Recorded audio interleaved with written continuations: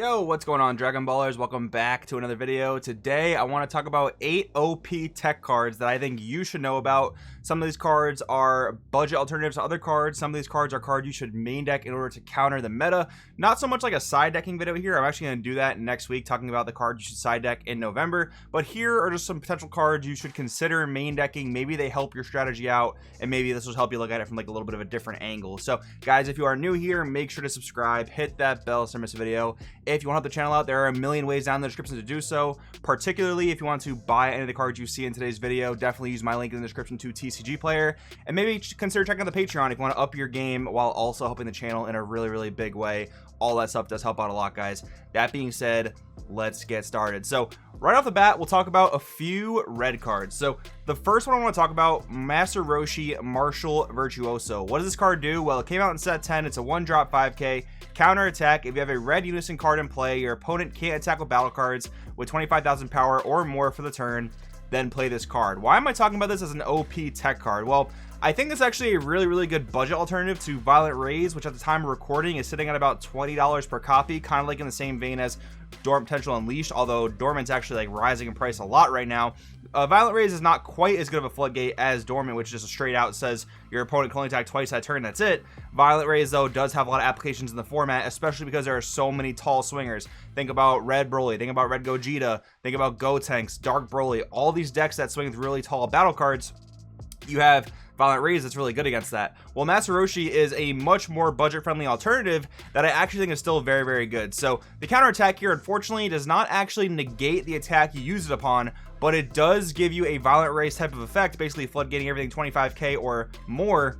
But realistically, all the decks I just named that are attacking those big battle cards, 25k or more is still a fine threshold. There's not too much that honestly falls in between that category of below 25k that you want to be stopping with Violent Rays. So that part is essentially the same. What's different about Roshi, though, it gives it a little bit of an alternative perspective for me, is that it's a comboable card, so that's obviously always a really good thing compared to an extra card, and it doesn't cost you an additional card from your hand like Violent Rays does. Those two things combined I actually really like about Master Roshi Martial Virtuoso. Now, where do I think this card actually shines in? Well, I'm going to go ahead and say I think this card's actually really good in Red Broly. Now, it's a little bit weird because Red Broly can search out Violent Rays via its leader effect, but you have some other red cards in the deck you want to search out with leader effect, like Planet Vampa, Wolfang Fist, sometimes After Image, maybe even is that all you got? So you could use that search for those other cards, and then you have a 1-drop unison that gains a lot of markers the turn you play it via swapping, and your Red Broly's adding markers to it. So I think Master Roshi Martial Virtuoso could actually have a pretty good spot in Broly because you can get that unison online very fast.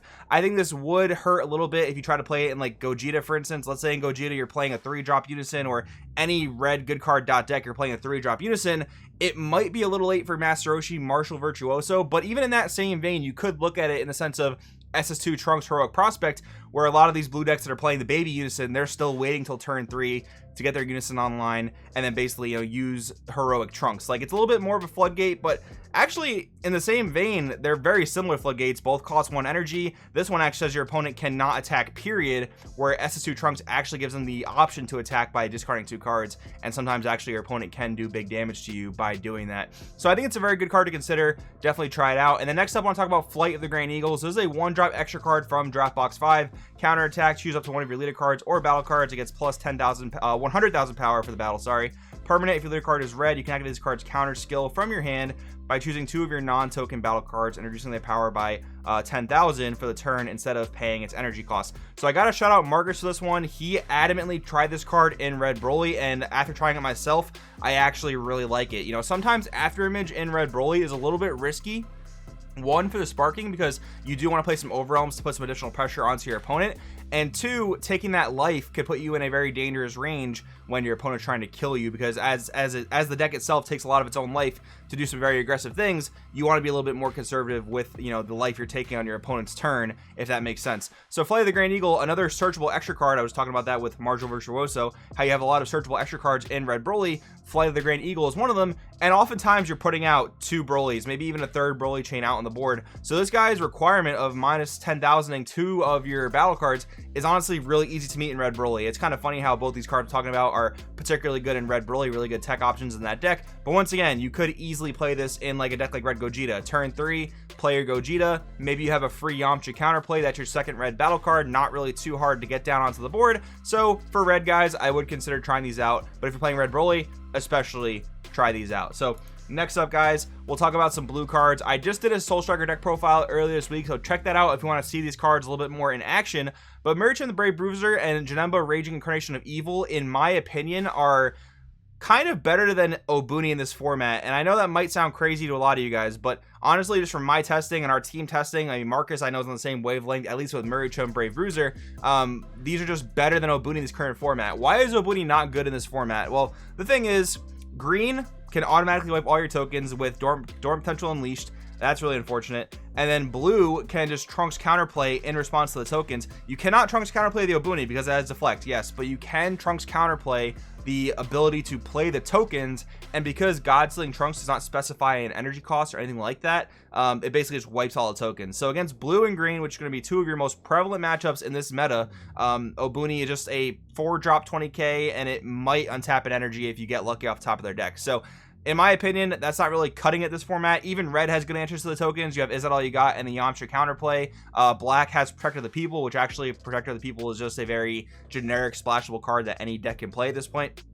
So why are these cards so much better? Well, Maricham actually offers the same amount of damage, which Obuni offers 4 damage with itself and the 3 tokens. And then Maricham offers dual attack, double strike, plus 5k. So that's 25k. Yes, you can miss off top of their deck, but it is not very, very likely to do so. And it has barrier, which gives it great protection against green in the way of Frieza Charismatic Villain. They basically can't touch us when you play it. It's really good in that regard. And then Janemba Raging Incarnation of Evil, I actually like as a card to use against other blue decks or other decks that are heavy counterplay, which again is mostly blue, especially Baby, or just blue with Godsling Technique Trunks. So Janemba Raging Incarnation of Evil allows you to be super efficient, especially in Soul Striker, because when you play it during the next turn, you untap 3 energy and draw a card. In Soul Striker, there's a play I really like to do where you play Janemba on 4, you attack with your leader, untap 2 energy, use a Sand Instincts or some other turn 2 play, and you basically got to play with 6 energy there, and you're getting 3 energy back on your opponent's turn plus a draw. It just feels incredibly powerful. So in my opinion, these are the blue 4-drops you want to be playing in this format. Really strong tech cards. I'm not a huge fan of Obuni right now, but if you have any comments, going against that, definitely drop them in the comments below. Next up, we have Fired Up SS Sun Gohan. This is a card that me and my friend group have always messed around with. It's always seemed very interesting, especially because it kind of is reminiscent of that old yellow Frieza leader that untaps 2 battle cards at the end of your turn. I think it's from set 1 or 2. So basically, this guy does the same thing. At the end of your turn, choose up 2 of your yellow battle cards with energy cost of 2 or more. Other than this one, and switch him to active mode. He also has barriers, so very good protection there. And this is the tech I want to use in Garlic Jr. Basically, this card seems very good in my perspective because the deck doesn't have a true turn 2 play for the most part. Like, yeah, you could hard cast a Roshi, but you could just Machio Star and play Roshi, or you could just play it with your leader's backside effect, for instance. So I think on turn 2 you could play Fired Up SS Sun Gohan, and that'll actually allow you to restand your Roshis, restand your Yamchas, just restand your servants because they can't restand due to the skill of servant.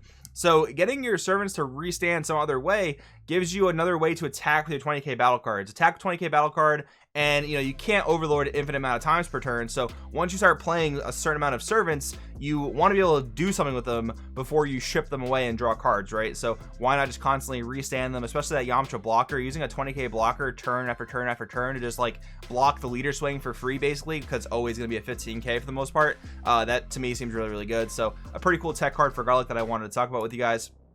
Next up, we're talking about some mana sinks. Now, I did do an entire video talking about budget alternatives to Sand Instincts. This is like 3 or 4 months ago. So if you want to check that out, definitely go do that. But I will just talk about some mana sinks here that I think are criminally underplayed. The first one being Frost Before the Storm. I'm actually playing this in a Gogeta build of mine, and I've liked it a lot because on turn 1, not really a great turn 1 play, at least when you're not playing a Gogeta leader that can't play Birth of a Super Warrior. You need some alternative turn 1 plays. So I like to play Frost Before the Storm on turn 1, and then turn 2, I personally don't play the Gotenks Unison, I play 3-drop Unisons. So on turn 2, I can mana sink this, leave one open for a negate of some sort, and to me it feels really good. A lot of times they won't even KO the Frost because they're afraid of you getting a free play battle card out of it, so it works out great in that regard. And then not even a scratch, I think, is also criminally underplayed because it's honestly just a 1 energy Sand Instincts, and yeah, it's an extra card, so it doesn't get to the drop area quite as easily as Sand Instincts can. That is the downside to this card, but the activate main of paying 1 is basically half of Sand Instincts, which is still a great rate. 1 energy, draw 1 card. And I think in blue decks in particular, this is actually really good, because one of the weird things about playing blue is that when you have so many cards that untap energy, Dimension Magic, Sensu Bean, UI Kamehameha, all these cards that negate that untap energy, you need something to do with that energy, and not even a scratch is a great thing to do with all that energy, and it's a fluid way to get it into the drop area. And much like Sand Instincts would basically chump block some attack, you can do the same thing without even a scratch, and I think it's still a really good thing to consider there. And then finally, guys, Max Power Kamehameha is a card that just about any deck in the format can main deck, and it's just so good. I mean, the removal aspect of it is the most important part on the card right now. Like I mentioned earlier in the video, Dark Broly, Red Broly, Gotenks, Red Gogeta, all these decks that just drop super big bombs pretty early. Max Power Kamehameha is an absolute powerhouse again. So that's going to wrap it up today, guys, for the 8 OP tech cards I want to talk to you guys about. So definitely leave in the comments below, do you have any other tech cards that you would like us to mention? You know, just put them in the comments so everyone else can see them. Thanks for watching, and I will see you guys next time.